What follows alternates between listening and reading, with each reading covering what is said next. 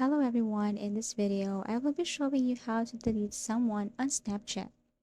First, you need to log in to your Snapchat account and then scroll down and look for My Friends or My Friends list.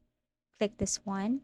Now tap the name of the friend that you wanted to remove on your Snapchat list, for example, BizBizFood.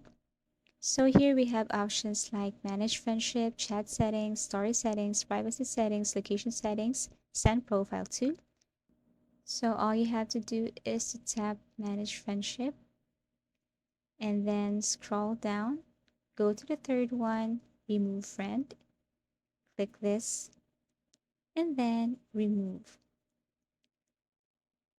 Now you can go back to your account and delete more friends or add more friends. Everything is up to you, but that's how easy it is to remove someone on Snapchat.